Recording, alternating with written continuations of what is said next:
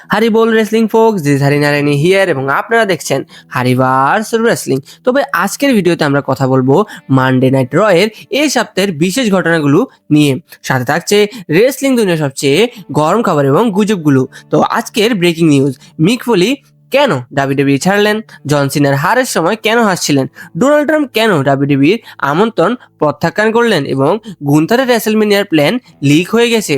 প্রতিদিন wrestling video দেখতে অবশ্যই আমাদের চ্যানেলকে সাবস্ক্রাইব করুন এবং পাশে থাকা নোটিফিকেশন বেলটি ক্লিক করুন। বিশেষ খবরের জন্য ফেসবুকে আমাদের ফলো করুন। তো ফার্স্ট, গুন্থারের দাপট। শুরু করছি দ্য গুড দিয়ে। নাম্বার 1, গুন্থার এখন সবার উপরে। রয়ের শুরুতে গুন্থার রিংয়ে এসে জন সিনাকে হারানোর ব্যাপারে এক মারাত্মক প্রমোদ দেন। দর্শকরাও তাকে বুক দিলেও তিনি ছিলেন আত্মবিশ্বাসী। দেখে মনে হচ্ছে ডাব্লিউডাব্লিউই এখন গুন্থার ভার্সেস এজে স্টাইলসের দিকে এগোচ্ছে, আর এটা হয়তো এজে স্টাইলসের রিটায়ারমেন্ট ম্যাচও হতে পারে। The Usos is back. Number 2, the Usos ফিরে এসেছে। জিমি এবং জে উসো আবার একসাথে। গত রাতে তারা দ্য নিউ ডেকে হারিয়েছে।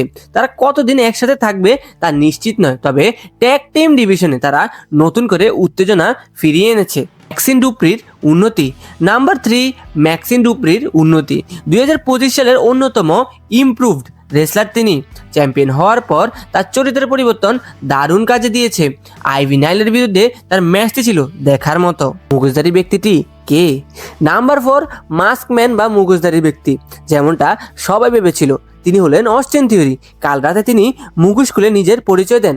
অনেকে বলেছেন এটা খুব তাড়াতাড়ি হয়ে গেল, কিন্তু থিওরি যে আবার লাইমলাইটে এসেছেন এটাই বড় কথা। CM punk. Number 5, punk is back. World champion CM punk রতে ফিরে এসেছেন এবং ব্রন বেকারকে উদ্দেশ্য করে এক কড়া বার্তা দিয়েছেন। 5ই জানুয়ারির ম্যাচের জন্য এই উত্তেজনা এখন তুঙ্গে। তো এখন কথা বলবো রয়ের দ্য ব্যাড অ্যান্ড আগলি নিয়ে। এজিলি কোথায়? এবার আসি দ্য ব্যাড বা খারাপ খবরে। এজিলি কোথায়? ওয়ার গেমসের পর তাকে আর দেখা যাচ্ছে না। ফ্যানরা ভাবছেন তিনি হয়তো পার্ট টাইম চুক্তিতে সই করেছেন এবং শুধু বড় ইভেন্টেই খেলবেন। এটা আমাদের জন্য সত্যিই হতাশার। Dominik Mysterio. এরপর ডমিনিক মিস্টেরিও জন সিনাকে হারিয়ে তার ক্যারিয়ারের সবচেয়ে বড় জয় পাওয়ার পরও ডাব্লিউডাব্লিউই তাকে ঠিকমতো ব্যবহার করছে না। তাকে এখন শুধু লিভ মর্গান এবং রক্সান প্যারাজের স্টোরিতে ব্যবহার করা হচ্ছে, যা সেই বিশাল জয়ের অপচয় মনে হচ্ছে। ডাউনরাইট আগলি। এই সপ্তাহের শোতে তেমন জঘন্য কিছু ছিল না। নেটফ্লিক্সে 5ই জানুয়ারির শোটি ইতিহাসের অন্যতম সেরা হতে চলেছে। গত রাতে শো নিয়ে আপনাদের মতামত কি কমেন্টে জানান। চলুন এবার খবরের দিকে যাওয়া যাক। তো মিক ফোলি ডাব্লিউডাব্লিউই ছাড়লেন। আজকের ব্রেকিং নিউজ, মিক ফোলি ডাব্লিউডাব্লিউই ছেড়ে দিয়েছেন। ডোনাল্ড ট্রাম্পের কিছু মন্তব্যের পর মিক ফোলি আর চুপ থাকতে পারেননি। তিনি ইনস্টাগ্রামে জানিয়েছেন ট্রাম্পের সাথে ডাব্লিউডাব্লিউইর ঘনিষ্ঠ সম্পর্কের কারণে তিনি আর এই কোম্পানির সাথে কাজ করবেন না। তার লিজেন্ডস চুক্তি শেষ হলে তিনি আর রিনিউ করতে চান না।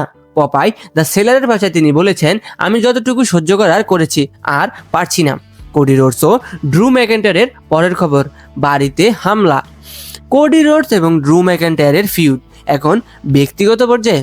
সোশ্যাল মিডিয়ার একটি ভিডিওতে দেখা যাচ্ছে কোডি রোডস ড্রু এর বাড়িতে চড়াও হয়েছেন। যদিও অনেকে বলছেন এই ফিউডটি অনেক লম্বা হয়ে গেছে এবং ফ্যানরা এতে আগ্রহ হারাচ্ছে, তবে ড্রু ম্যাকেন্টায়ার স্বভাব সুলভভাবে এটি নিয়েও সোশ্যাল মিডিয়ায় মজা করছেন। এখন আসি মুখোশধারীর পরিচয় কেন এত দ্রুত ফাঁস হলো। অস্টিন থিওরি যে মাস্কম্যান তা মাত্র 3 সপ্তাহে কেন ফাঁস করা হলো? এর কিছু কারণ হতে পারে। এক, ফ্যানরা আগেই জেনে গিয়েছিল। 2, স্টোরিটা একঘেয়ে হয়ে যাচ্ছিল। 3, থিওরিকে দ্রুত টিভিতে ফেরানোর দরকার ছিল। আর 4, হয়তো 5ই জানুয়ারির শোতে ক্রিস জেরিকোর মতো বড় কোনো স্টারের রিটার্ন হতেই পারে, তাই এই রিভিলটা আগেই সেরে ফেলা হলো। আর নিকি বেলার ট্রিবিউট, আপনারা কি খেয়াল করেছেন ব্যাকস্টেজে ইন্টারভিউর সময় নিকি বেলা জন সিনার বিখ্যাত হাসেল লয়্যালিটি রেসপেক্ট এর সাইন দেখিয়েছেন? এটা কি সিনার প্রতি শ্রদ্ধা ছিল নাকি শুধুই কাকতালীয়? ট্রাম্পের প্রত্যাখ্যান। শোনা যাচ্ছিল ডোনাল্ড ট্রাম্প জন সিনার শেষ ম্যাচে থাকবেন, কিন্তু খবর পাওয়া গেছে ডাব্লিউডাব্লিউই তাকে আমন্ত্রণ জানালো, তিনি আসেননি। তিনি কাছাকাছি একটি ফুটবল ম্যাচ দেখতে গিয়েছিলেন, কিন্তু রেসলিং শোতে আসেননি। এটা ডাব্লিউডাব্লিউইর জন্য কিছুটা লজ্জাজনক হতে পারে। এলএ নাইট টিভি থেকে বাইরে। এলএ নাইট কিছুদিনের জন্য টিভির পর্দায় থাকছেন না। গত সপ্তাহের মারধরের পর জানানো হয়েছে তার স্টার নামে চোট লেগেছে। যদিও এটা স্টোরিলাইনের অংশ হতে পারে, কিন্তু ধারণা করা হচ্ছে তিনি কিছুদিন বিশ্রাম নিয়ে রয়্যাল রাম্বলের আগেই ফিরে আসবেন। গুন্থারের রেসলমেনিয়ার প্ল্যান। রেসলমেনিয়া 42-এ গুন্থারের ম্যাচ নিয়ে নতুন খবর লিক হয়েছে।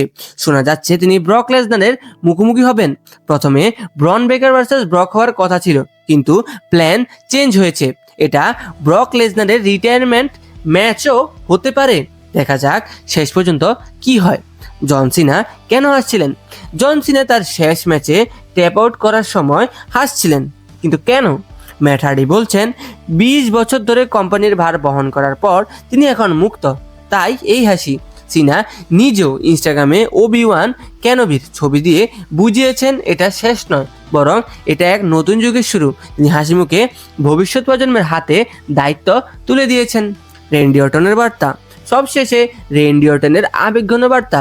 সিনার শেষ ম্যাচে অর্টন থাকতে পারেননি কারণ তিনি সৌদি আরবে ছিলেন, কিন্তু তিনি জানিয়েছেন সিনা তাকে বুঝবেন। ইনস্টাগ্রামে এক লম্বা পোস্টে তিনি সিনাকে ধন্যবাদ জানিয়েছেন এবং বলেছেন, জন তুমি লকার রুমটাকে অনেক ভালো বানিয়েছ। দেখা হবে বন্ধু। তো বন্ধুরা, এই ছিল আজকের রেসলিং খবর। আপনাদের কি মনে হয় জন সিনা কেন হাসছিলেন? আমাদের কমেন্ট বক্সে জানান। প্রতিদিন রেসলিং ভিডিও দেখতে আমাদের চ্যানেলটি সাবস্ক্রাইব করুন এবং পাশে থাকা বেল আইকনটি ক্লিক করুন এবং বিশেষ খবরের জন্য ফেসবুকে আমাদের ফলো করুন। দেখা হবে আরেকটি রেসলিং ভিডিও নিয়ে। ততক্ষণ ভালো থাকুন। Have a good day.